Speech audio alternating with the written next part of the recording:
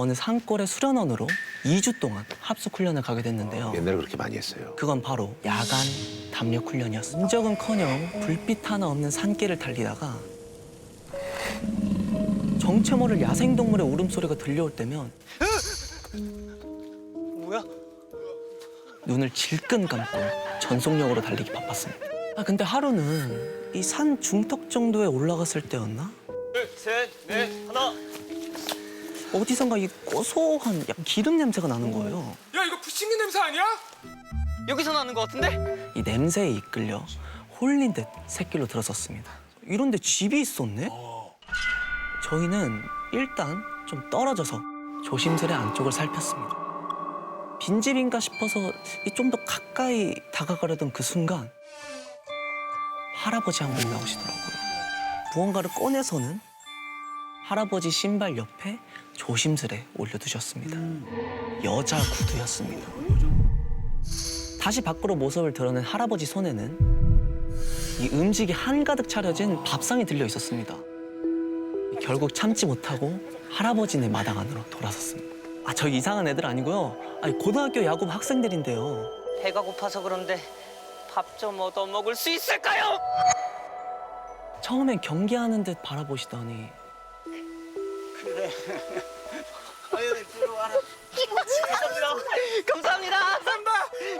저희는 허겁지겁 음식을 먹기 시작했습니다. 너무 맛있어서 정신을 놓고 먹다 보니까 금세 그릇의 바닥이 보였어요. 이 주위를 힐끔힐끔 둘러보게 되었습니다.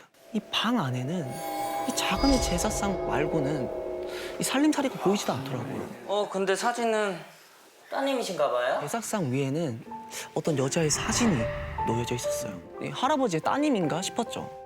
이쁘지? 원래 이 방이 우리 은진이가 살던 곳이야.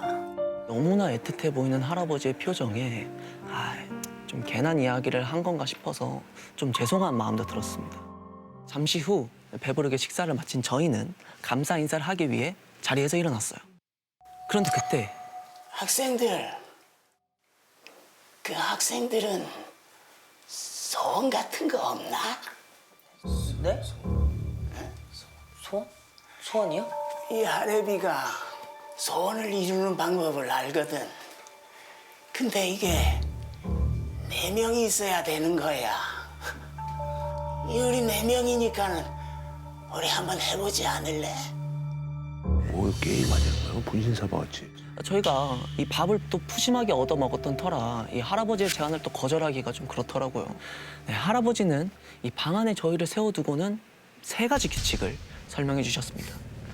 첫 번째, 마음속으로 소원을 빌며 한 손은 벽을 짚고 한 손은 앞으로 뻗은 채 곧장 걸어갈 것. 두 번째, 걸어가다가 앞 사람의 등에 손이 닿으면 2번 톡톡 친 후 그 자리에 멈춰 설 것. 그러니까 벽만 지면서 앞사람 치는 거예요. 그리고 이 등에 신호를 받은 사람은 마찬가지로 소원을 빌며 같은 방식으로 앞으로 걸어갈 것. 그치, 자리가 바뀌는 거죠. 한 자리씩 이렇게 하고 그 친구가 가고. 네. 그 애들 입장에서 재밌었겠네. 그리고 3번째, 꼬리에 꼬리를 이어가되 할아버지가 멈추라고 할 때까지 계속 이어나갈 것. 내가 나가서 문 닫으면은 너부터 시작하는 거다. 알겠니?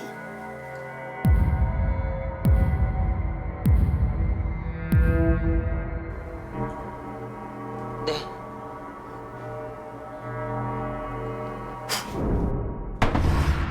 문이 닫히는 소리가 들렸고 얘들아, 나 간다. 오케이.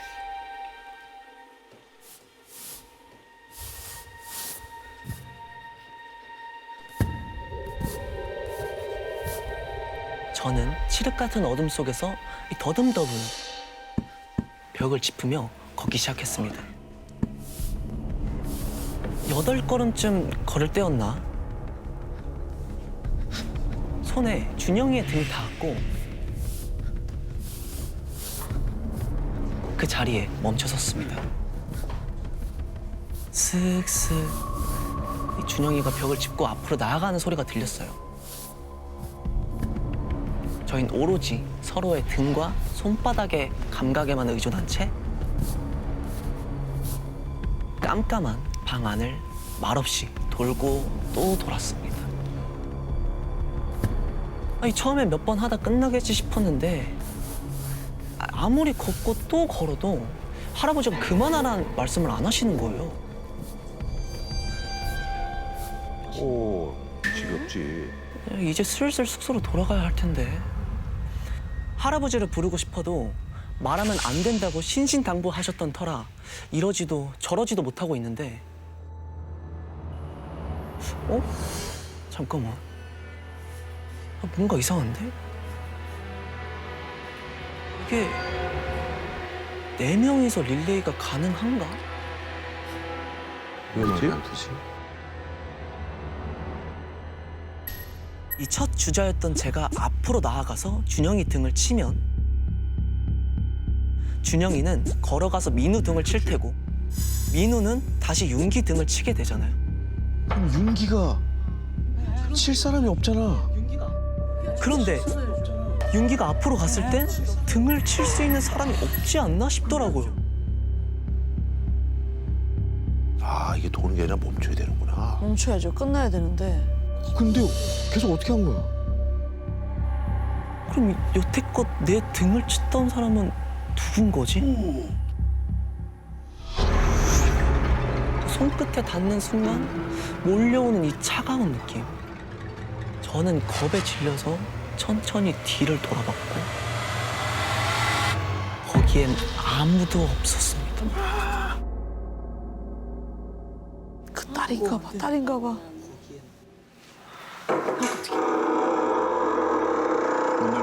문 열려. 문 열려. 할아버지. 그제야 굳게 닫혀있던 방문이 활짝 열렸고 김영재, 너 언제 거기까지 갔어? 너가 방금 내 어깨 쳤잖아. 이 숨막히는 정적을 깬 건 할아버지의 목소리였습니다. 왔어. 할아버지가 아무도 없는 구석을 바라보며 환하게 웃고 계셨어요. 퍼뜩 정신이 든 저희는 소리를 지르며 방 밖으로 뛰쳐나왔습니다. 못 있지. 그런데 정신없이 신발을 구겨 신다가 저도 모르게 방 안쪽으로 고개를 돌려봤는데 액자를 끌어안은 채 빈 방 안에서 활짝 웃으며 갑자기 따님을 찾아대는 할아버지 어깨 너머로 은진이 어디니? 은진아. 은진이 어디냐? 이 사진 속 그 따님의 얼굴이 보이기 시작했다는 겁니다. 저희 가족이 최근에 이제 더 알게 된 사실인데 할아버지가 시켰던 게 구석놀이라는 강령술의 하나라고 귀신 부르는 나오는 강명술이구나. 할아버지께서 무슨 아버지도 뭘 하는지 전혀 모르고 이렇게 몇십 년을 지내오시다가 그걸 알게 되시니까 이제 더 무섭고 그때 자기가 느꼈던 그 손길도 다시 소름이 돋는다고 하셨습니다. 머리에 쥐가 나는 듯한 공포를 느낀 저는 이 정신없이 도망가는 친구들과 함께 뒤도 돌아보지 않고 산길을 내달렸습니다. 저희는 약속이라도 한들 산속에서 있었던 일들을 대해 말하지 않고 숙소로 돌아와서도 마치 넋이 나간 사람들처럼 서로 어떤 말도 하지 못했습니다. 그렇게 나흘째가 되던 밤 훈련을 다 마치고 숙소로 돌아가려는데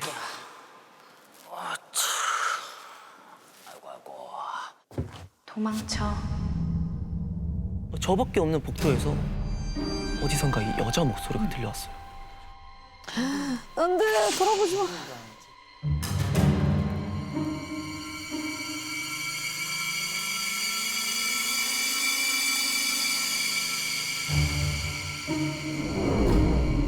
휙 돌아봤지만 아무도 없었어요. 뭐야? 순간 겁이 확 나서 걸음을 재촉하려던 그때 얼음장같이 차갑고 하얀 손이 제 등 뒤에서 이렇게 뻗어나와서 어마어마한 힘으로 제 얼굴 뒤로 젖혀 당기기 시작했습니다.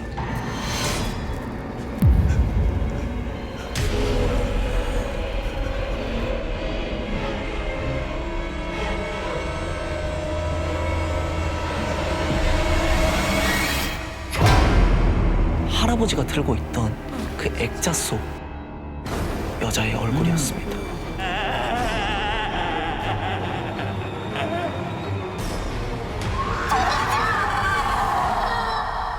절규에 가까운 여자의 비명소리에 귀가 찢어질 듯 아파왔어요. 뒤로 꺾인 목덜미와 이 귀에서 느껴지는 엄청난 통증에 전 그만 정신을 잃고 말았습니다. 제가 눈을 뜬 건 다음날 아침이었어요. 전 당장 코치님께 달려가 제발 집으로 보내달라고 사정을 했습니다.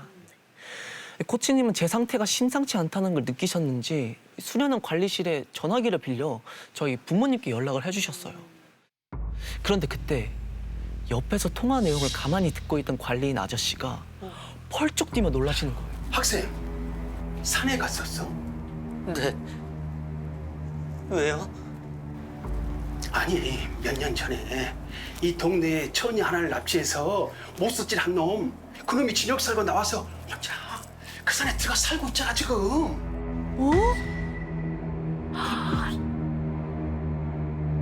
네? 그 순간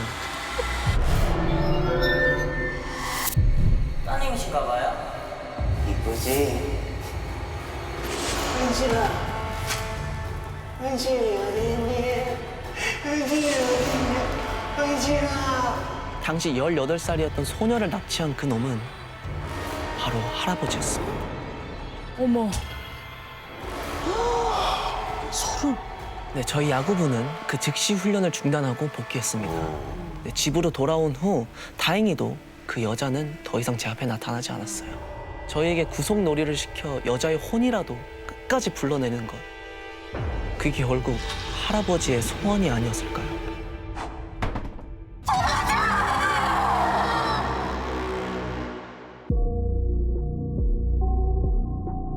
고등학생 시절 태수 씨한테는 용환이, 재성이, 재식이라는 절친한 친구 셋이 있었습니다. 이 친구들도 공포물에 푹 빠져 있었는데요. 그 당시에는 분신사바라고 하는 놀이가 학생들 사이에서 굉장히 유행이었는데요. 너무 유행했지. 그 네 명이 또 이 분신사바 놀이에 푹 빠져 있었습니다. 네. 그래서 어느 날 태수 씨 집에서 TV를 보고 있는데 그 내용이 뭐였냐면요. 그 흉가 안에서는 그 집에 살고 있던 부부의 자매가 갑자기 죽어나가고 그리고 그 다음에 이사 온 집에 아이들도 7남매가 있었는데 1명, 2명, 3명 죽고 3명? 갑자기 한꺼번에 나머지 4명도 죽어나간 집으로 소개가 됐죠.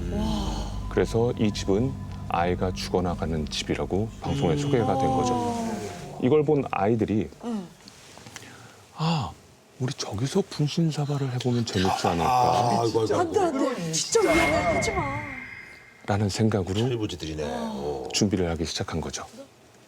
근데 그냥 분신사바를 하면 재미가 없으니까요. 분신사바를 할 때 홀령이 왔다 나간 거를 우리 느낌만으로 알기에는 좀 부족함이 있으니까 우리가 과학적으로 증명을 해보자. 해서 이 친구들이 도서관에 가서 그 방법들을 찾기 시작하죠. 몇 날 며칠을 도서관에서 찾아서 태수 씨와 친구들은 그 집을 찾아가게 되죠. 그들이 용감하다. 주머니에서 준비한 하나씩을 꺼내게 됩니다. 한 명은 나침반, 한 명은 영이 지나간 자리를 보고자 했던 찹쌀, 기온을 측정할 수은 온도계, 전기의 흐름을 알 수 있는 전압 검전기를 갖고 온 거죠. 준비물이 벌써부터 범상치 않죠. 네네네. 흉가로 올라가는 길이 꽤 으슥했다고 합니다. 정말 아무것도 안 보이던 깜깜한 길을 조금 가다 보니 놀랍게도 흉물스럽게 남아있던 방송에서 봤던 그 흉가가 그곳에 있었던 거죠. 그 집은 누가 봐도 10년은 넘게 방치된 흉가처럼 보였죠. 4명의 친구들이 넋이 나간 채로 그 흉가를 바라보고 있다가 한 친구가 얘기하기 시작하죠. 친구 재식이는 귀신이 잘 나오는 시간은 밤 11시부터 1시까지라면서 수맥을 탐지하기 위해 엘로드를 가방에서 꺼냈습니다.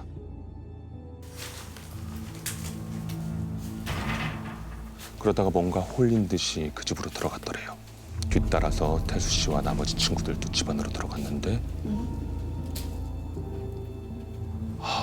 정말 집안의 가구들과 물건들이 10년은 넘게 방치되어 있는 것처럼 다 해져 있고 그 집에서 죽었다던 아이들이 쓰던 그 인형들도 바닥에 다 널브러져서 분위기는 더욱더 을씨년스러웠죠. 바로 그때 이곳저곳 돌아다니던 친구 재식이가 갑자기 헉! 하고 기겁을 하죠. 왠지 아세요? 왜요? 뭘 봤지? 바로 죽어나갔다던 그 아이들 방에 들어섰을 때 들고 있던 엘로드가 갑자기 춤을 추기 시작한 거죠.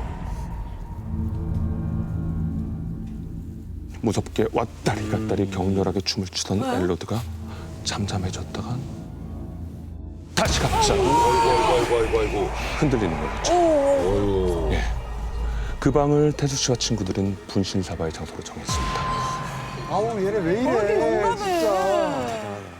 하얀 보자기 위에 준비했던 찹쌀가루를 평평하게 뿌리고 강 모서리에 하나, 둘, 셋, 넷. 귀신이 왔을 때 흔들림을 볼 수 있는 촛불을 세팅을 하고요. 주변에 나침반과 전압 검진기, 그다음에 수은 온도계까지 세팅을 합니다. 그렇게 밤 12시. 일행 중에 태수 씨와 재성 씨가 손을 모아서 빨간 펜을 손에 들고 분신사바를 시작합니다.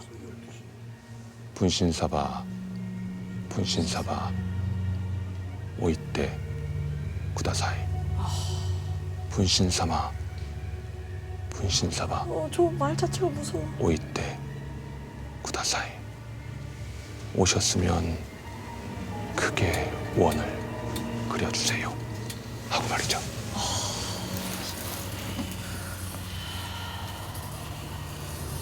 나머지 두 친구들도 옆에서 같이 분신사바라는 주문을 외우기 시작했고요. 그렇게 반복하기를 대략 2, 3분째. 태수 씨와 재성 씨 손에 쥐어진 펜이 조금씩 움직이기 시작했습니다. 온 거야. 종이에 빨간색 원을 그리는 펜, 그리고 갑자기 아이들이 눈을 번쩍 뜨기 시작했죠. 정말 소름 끼치게 엄청난 한기와 털이 솟아오르는 듯한 감각을 동시에 느껴 눈을 딱 뜨게 된 거죠. 그리고는 갑자기 촛불 3개가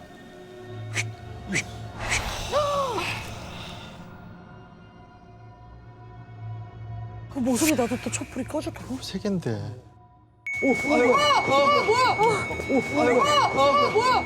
깜짝이야. 왜 그래? 뭔데?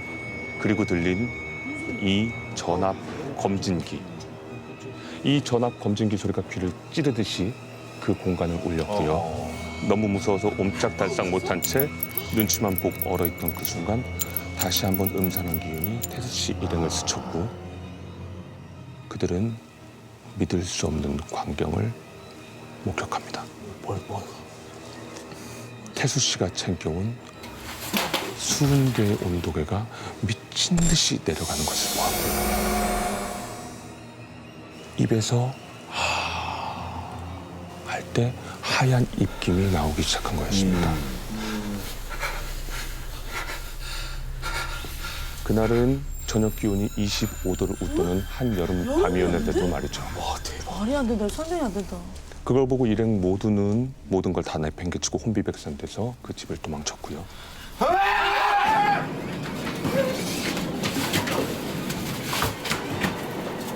무슨 정신으로 집까지 온 건지 몰랐을 정도로 혼이 쏙 나갔던 태수 씨와 친구들. 그런데 분신사바의 내용은 여기서 끝이 아닙니다. 그날 이후부터 겨울의 한기가 태수 씨 몸을 휘감았고 이틀 동안 오돌오돌 떨면서 크게 앓았다고 하는데요. 부모님 말에 의하면 잘못했어요. 제가 잘못했습니다. 잘못했어요. 하는 헛소리를 하면서 3일 동안 앓았다고 하고요. 3일 후에는 또 씻은 듯이 그 오한이 물러갔다고 합니다. 따라온 거야. 그리고 친구들에게 연락을 해서 친구들을 집으로 불렀죠. 친구들을 다시 만나서 이 이야기를 하고 나니까 친구들 중에 2명이 태두 씨와 같은 증상을 겪었고요. 똑같이. 유일하게 한 명, 응. 재식이라는 친구, 전압 검진기를 가졌던 그 친구만이 이 증상을 겪지 않았다고 합니다. 그래서 물어보죠. 와, 재식이 왜 너만 괜찮아? 그렇지. 신기하다는 듯이 친구들이 다 물어봤죠. 재식이는 영문을 모르겠다는 듯 하다가 갑자기 뭔가 깨달은 듯이 지갑에서 무언가를 꺼냈습니다. 그가 꺼낸 건 빨간 비단 주머니에 쌓여있던 부적이었죠. 지만 살겠다고 부적을 챙겨와. 나한테 십자가라도 하나 주지. 그런데 그 부적을 꺼냈던 재식이 얼굴이 갑자기 하얘지는 거예요. 이 부적을 엄마가 일주일 전에 줬을 때는 틀림없이 노란 종이에 새빨간 경면 주사로 쓰여있던 글씨가 있던 새 부적이었는데 꺼낸 부적은 마치 몇십 년은 묵은 듯한 낡은 종이로 변해 있었고 노란 종이와 빨간 글씨도 색깔이 다 바래져서 눈에 보이지 않을 정도로 변해 있었다라는 거죠.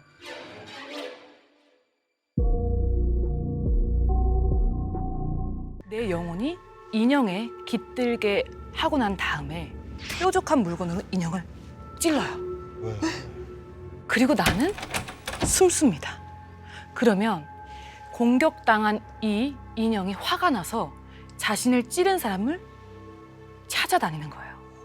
그럴 때 인형이 나를 찾지 못하도록 꼭꼭 숨어 있으면 이 혼숨에서 이기게 되는 거거든요. 영혼하고 싸움을 하는 거네. 그런데 이 모든 주술이나 강령술에는 이렇게 금기사항 같은 게 있잖아요. 혼술에도 금기사항이 있었어요. 3가지. 첫 번째, 인형에게 피를 넣지 말 것. 두 번째, 인형에게 사람 이름을 붙이지 말 것. 세 번째, 인형을 찌를 때 칼 같은 날붙이로 찌르지 말 것. 자, 이 3가지 금기사항을 이야기가 진행되는 동안 잊지 말고 기억하시길 바랍니다. 지금으로부터 10년 전 우리 민재 씨가 고등학생이었을 때였어요. 민재 씨는 정말 이 괴담에 푹 빠져 있었죠. 그런 것도 많죠. 친구들 사이에서도 괴담 매니아라고 굉장히 유명했었대요.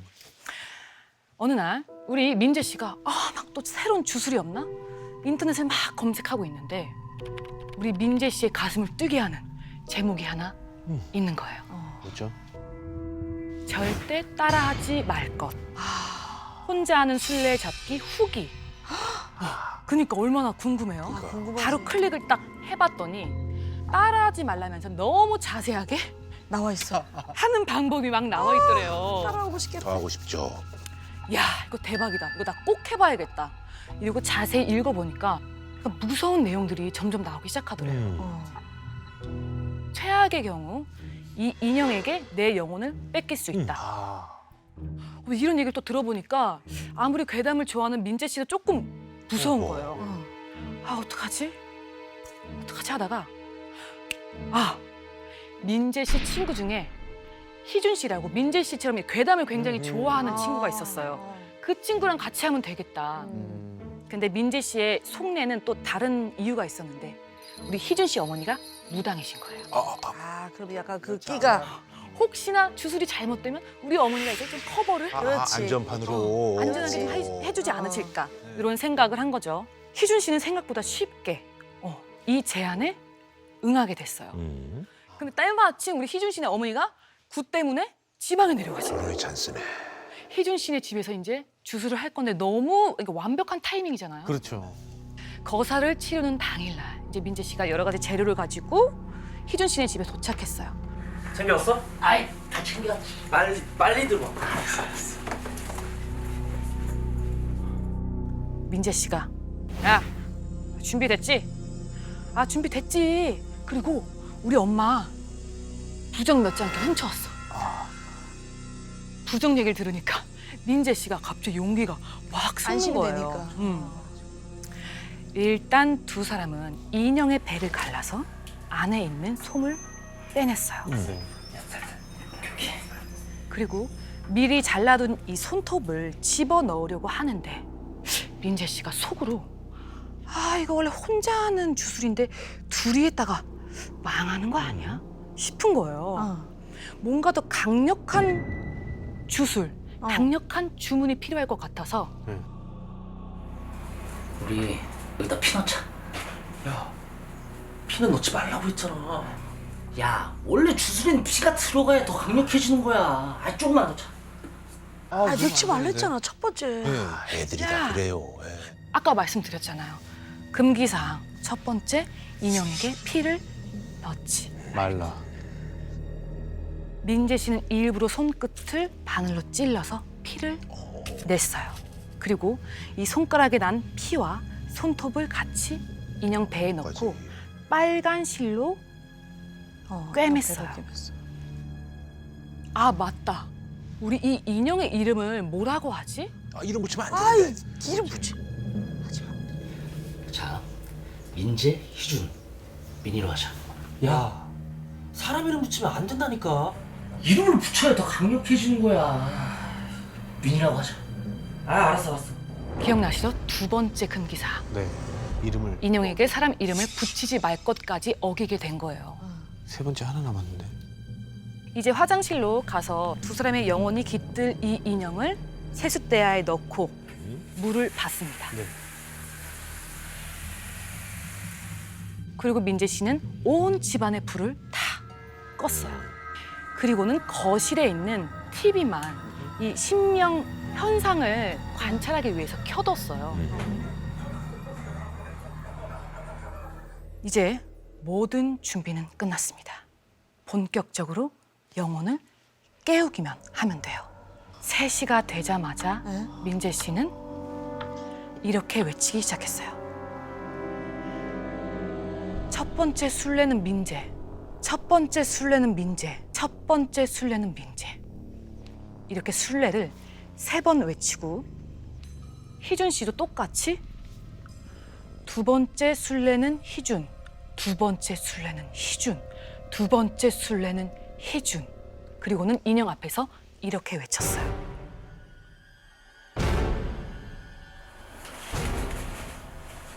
민희 찾았다. 민희 찾았다. 민희 찾았다. 민재 씨는 부엌에서 챙겨온 식칼을 꺼냈어요. 그 순간. 야! 뭐 하는 거야? 세부치. 이게 있어 보이잖아. 이걸로 해야 더 강해진다니까. 더 쫄았냐? 쫄아? 누가 쫄아? 야, 해. 다 했네. 마지막 금기사항. 날붙이로 찌르지 말고. 이 모든 금기사항을 어기게 됩니다. 자, 이제 인형에게 영혼을 깃들게 할 주문을 겁니다. 3번째 술래는 민희, 3번째 술래는 민희. 민재 씨는 희준 씨와 함께 뛰어서 방에 들어가고 문을 잠가서 꼭꼭 숨어 있어요. 그래야 이제 인형이 자신들을 못 찾을 테니까. 이 컵 안에 액체가 있었는데 이 두 사람은 이거를 입에 가득 머금고 있었어요. 물 아니야? 물? 각을? 소금물. 왜? 이 소금물을 머금고 있으면 주술을 건 사람이 이 신명 현상을 관찰하는 동안 인형이 다가오지 못한다고 써 있었던 거예요. 소금 뿌리고 이런 거 때문에. 맥마기 같은 거. 네. 그렇게 10분, 20분, 30분이 지났어요. 거실에선 지루한 뉴스 앵커의 목소리가 흘러나왔죠. 민재 씨는 망했다 싶어서 몸을 일으키려는 순간 거실에서 들리던 뉴스 앵커의 목소리가 끊겼어. 끊긴 거예요. 그 순간 정적을 뚫고 철퍽, 철퍽, 철퍽. 물기를 가득 머금은 무언가가 거실을 걸어오면서 점점 소리가 커지더니 두 사람이 숨어있는 이 방문 앞에서 딱 멈추는 거예요. 오, 밖에. 오. 민재 씨하고 희준 씨는 벌벌벌 떨면서 실수로 소금물을 삼키지 않기 위해서 조마조마한 마음으로 어금니를 딱 깨물고 있었는데 거실에서 다시 소리가 들리기 시작했어요. 문화재 공간을 보존만 할 것이냐 아니면 아씨 놀래라. 활용해야 되는지 말이야. 좀 많이 바뀌었네. 아 뭐야. 이렇게 익숙한 뉴스 앵커의 목소리가 들리니까 아 뭐가 잘못됐나 보다 생각하고 어금니에 줬던 힘이 풀리려는 찰나 슈팅을 10번 했는데 골은 한 골만. 뭐야 채널이 바뀌었나? 채널이 바뀌었어. 오, 이거. 채널이 바뀐 건지 이번에는 오. 드라마 대사가 들리는 거예요. 그러더니 어린이 여러분들이 함께 네. 다시 채널이 바뀌면서 계속 바뀌네? 무한도전에 오, 아까 응. 출연자 불계성 목소리가 목소리였어. 오. 들리는 거죠. 마치 누군가가 거실에서 계속 리모컨 채널을 돌려. 계속 바꾸고 있는 거죠. 나가면 안 돼. 그렇게 계속해서 바뀌던 채널은 바뀌는 속도가 점점 빨라지기 시작하는 거예요. 문화재 공간을 슈팅을 10번 했는데 귀여운 어린이 여러분들 문화재 슈팅을 10번 했는데 뭐야 뭐야 문화재 이거 왜 이러는 거야? 어린이 여러분들 문화재 공간 슈팅을 10번 했 귀여운 어린이 문화재 공 10번 했는데 어린이 열 오 문을 열 문을 열 문을 열 문을 열 문을 열 문을 열 문을 열 문을 열 들리시나요? 소름 돋는다, 야. 문 열어. 문 열어. 무섭다. 민재 씨랑 희준 씨는 이 소금물을 어떻게든 입에 머금고 있으려고 정말 발버둥을 치면서 자기도 모르게 이 희미해져가는 이 정신을 붙잡기 위해서 정말 애를 쓰고 있었어요. 그때였어요. 이번엔 문 밖에서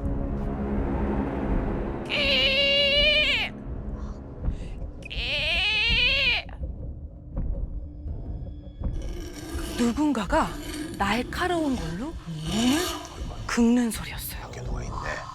그 순간 믿을 수 없는 장면을 목격하게 돼요. 이 문의 문고리가 덜컹덜컹 정말 문고리가 빠질 것처럼 흔들리는 거예요. 와, 이대로 가다가 부서지겠다. 이런 생각이 들었죠. 생명의 위협을 느낀 이 두 사람은 정말 굳어서 몸을 움직일 수가 없었어요. 이 막 정신이 막 아득해지는 거예요. 어떻게든 이 정신을 붙잡고 있는데 또다시 모든 소리가 멈춘 거예요. 퍼뜩 정신을 차리고 문을 살짝 열어보니까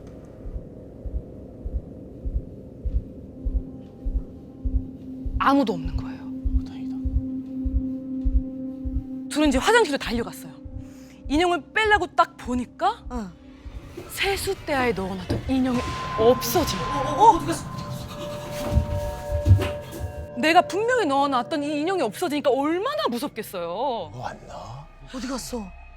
민재 씨랑 희준 씨는 그대로 집을 나와서 달리기 시작해요. 그리고 민재 씨 집에 들어가서 덜덜덜덜 떨다가 기절하듯 잠들었어요. 시간이 한두 시간 지났을 때쯤 희준 씨의 전화가 울리기 시작해요. 여보세요? 너 지금 어디야? 너 네 친구랑 당장 이리 와! 엄마다. 어머니한테 불호령이 떨어진 거예요. 간밤에 그 사건이 있었던 그 집으로 돌아갑니다. 그랬더니 어머니께서 무복을 그대로 입으시고는 대체 너 여기서 무슨 짓을 한 거야? 소금을 막 뿌리치는 거예요. 아니 그냥 인터넷에 있는 거 찾아서 한 건데. 두 사람의 자초지정을 들은 어머니께서는 희준 씨의 등짝을 정말 막 세게 때리기 시작하셨대요. 그리고 이제 어머니가 이 두 사람을 무릎을 꿇리고 재령굿을 하기 시작하셨대요. 이게. 재령굿은 이 홀령을 달래거나 제압하는 그런 굿이었던 거예요. 몇 시간의 굿이 이제 끝나고 난 다음에 어머니께서는 충격적인 이야기를 들려주셨어요. 새벽에 이제 차를 몰고 막 집에 왔는데 엘리베이터 문이 열리는 순간 느낌이 뭔가 묘하더래요. 서둘러서 현관문을 탁 열어봤더니 현관문 이 앞에 발자국 두 쌍이 떡하니 나의 또래요. 오긴 왔네. 그것도 물에 젖은 발자국. 인형인가? 이 발자국이 화장실까지 쭉 이어져 있고 화장실에서 두 사람이 숨어 있던 방까지 또 쭉 이어져 있었던 거죠. 그런데 그 방문 앞에 뭐가 있었는 줄 아세요? 방문 앞에? 인형? 없었는데? 민재 씨랑 희준 씨랑 똑같이 생긴 남자 두 명이 식칼을 들고 시뻘건 눈으로 죽일 듯이 그 문을 쳐다보고 있었다는 거예요. 노래 영혼이구나. 마치 민재 씨랑 희준 씨가 나오기를 기다리고 있는 것처럼. 놀라서 아무 말도 못하는 민재 씨와 희준 씨에게 어머니는 이렇게 말씀하셨어요. 인형 배 안에 손톱을 넣는 건 인형의 사념을 불어넣는 거야. 근데 너네가 거기에 피까지 넣었으니 이 사념이 얼마나 증폭이 됐겠어. 너네가 감당할 수 없을 정도로 강력한 영혼이 만들어진 거야. 인형에 사람 이름을 붙이고 식칼을 놓고 간 건 날 좀 제발 죽여줘 라는 뜻과 다름없었다는 거예요. 두 사람이 이렇게 어긴 세 가지 금기사항이 정말 강력한 사념을 가진 영혼을 불러낸 거죠. 그날 이후 민재 씨는 그렇게 좋아하던 주술에 대한 관심을 뚝 끊고 다시는 시도하지 않았다고 합니다.